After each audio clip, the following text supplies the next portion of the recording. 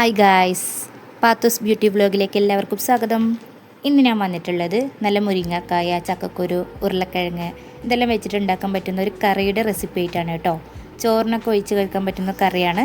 അതിനുവേണ്ടി കുക്കറിലേക്ക് മുരിങ്ങക്കായ, ഉരുളക്കിഴങ്ങ്, തക്കാളി, പച്ചമുളക്, കറിവേപ്പില, അതുപോലെ ചക്കക്കുരു, പാകത്തിന് ഉപ്പും കുറച്ച് മുളക് പൊടി, 1/4 ടീസ്പൂൺ മഞ്ഞൾപ്പൊടി ഇതെല്ലാം ചേർത്തിട്ട് കുറച്ച് പാകത്തിന് മാത്രം വെള്ളം ഒഴിച്ചിട്ട് ഒന്നൊരു 3 വിസിൽ വരെ ഒന്ന് വെയിറ്റ് ചെയ്യാം. ഇനി അതൊന്ന് വെന്ത് കഴിഞ്ഞാൽ നമുക്ക് തേങ്ങ അരച്ച പേസ്റ്റ് ചേർത്ത് കൊടുത്തിട്ട് നന്നായിട്ടൊന്ന് മിക്സ് ചെയ്യാം.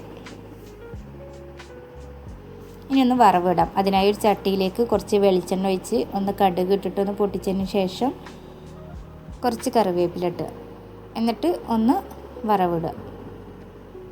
നമുക്ക് പെട്ടെന്ന് തന്നെ ഉണ്ടാക്കാൻ പറ്റുന്ന റെസിപ്പിയാണ് കേട്ടോ. എല്ലാവരും ഒന്ന് ട്രൈ ചെയ്ത് നോക്കണം. നല്ല ടേസ്റ്റ് ഉണ്ടായിരുന്നു.